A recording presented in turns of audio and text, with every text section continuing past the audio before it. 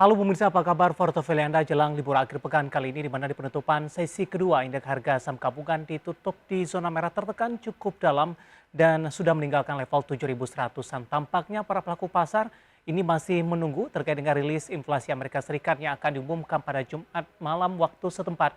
Kemudian juga pada pekan depan pertemuan The Fed di 14 dan 15 Juni untuk menunggu kepastian akankah kembali menaikkan suku bunga acuan atau tidak. Saham-saham yang menjadi penopang indeks harga saham gabungan hari ini mengalami koreksi yang cukup dalam dari sektor perbankan, komoditas, dan juga saham-saham berbasis teknologi. Dan bagaimana review di sepanjang perdagangan hari ini, proyeksi untuk perdagangan di pekan depan? Kembali bersama saya Divisan Oval dan inilah IDX Session Closing selengkapnya untuk Anda. Dan berikut kami sampaikan posisi penutupan indeks harga saham gabungan di sesi kedua di perdagangan hari ini, di mana indeks harga saham gabungan di sepanjang hari ini mengalami tekanan yang cukup dalam. Di penutupan sesi kedua ditutup melemah di 1,34% dan ditutup di level 7.086,648. Dibuka di sesi pertama pada pagi tadi di zona merah pemirsa di 7.143,241 dan di sepanjang perdagangan hari ini indeks harga saham gabungan sempat menyentuh ke level terendahnya di 7.051,223. Di sisi lain indeks harga saham gabungan sempat menyentuh ke level tertingginya di 7.160,116.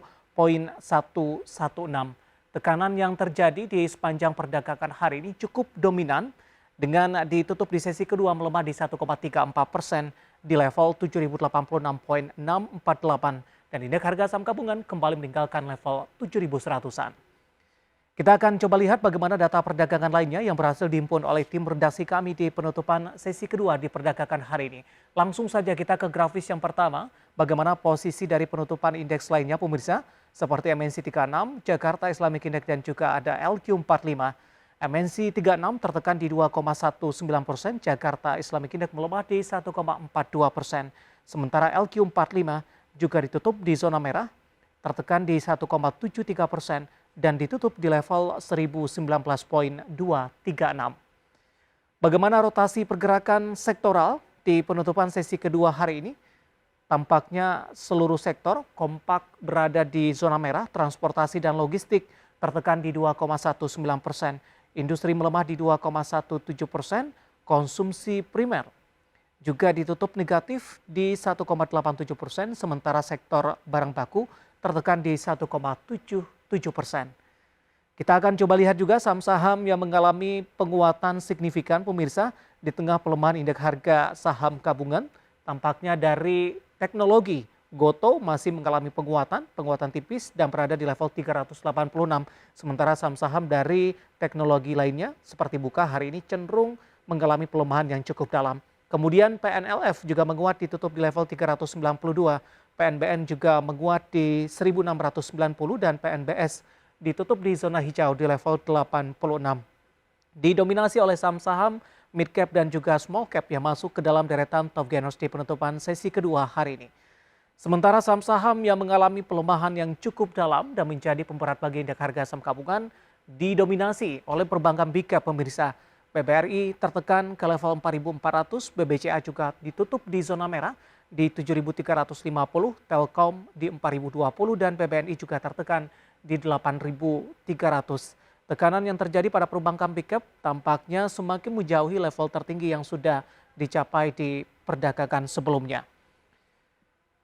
Berikutnya kita ke data terakhir dari Bursa Asia, pemirsa dapat Anda saksikan juga di layar televisi Anda. Tampaknya senada dengan indeks harga saham gabungan, dominan Bursa Asia mengalami tekanan yang cukup dalam. Nikkei melemah di 1,49%, SIM melemah di 0,92%, sementara Kospi melemah di 1,13% dan Hang Seng melemah tipis di 0,08% di 21.852,42.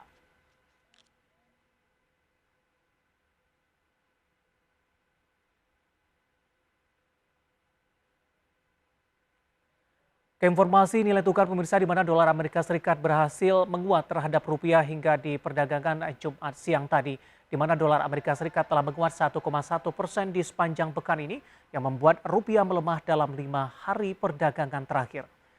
Dikutip dari berbagai sumber, rupiah di sesi awal perdagangan terkoreksi di 0,07% ke Rp14.570 per dolar Amerika.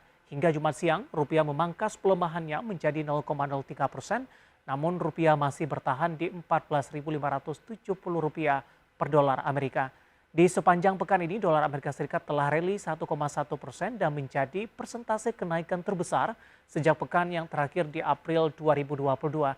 Sementara dari sisi sentimen, inflasi Amerika di Mei dijadwalkan akan dirilis malam hari ini waktu Indonesia dan membuat para pelaku pasar cemas menunggu konfirmasi bahwa inflasi telah mencapai puncaknya di Maret dan akan bergerak melandai. Sementara itu, jajak pendapat analis Reuters periode 6-9 Juni menunjukkan 85 analis memperkirakan kenaikan suku bunga acuan oleh The Fed sebanyak 50 basis point pada pekan depan, serta kenaikan lainnya direncanakan setiap pertemuan di Juli mendatang. Kita akan update bagaimana pergerakan nilai tukar rupiah terhadap sejumlah mata uang utama berikut ini. Dapat Anda saksikan juga di layar televisi Anda. Terhadap dolar Amerika Serikat di Rp14.538, euro di Rp15.452, pound sterling di Rp18.144, dan yen Jepang di Rp108,52.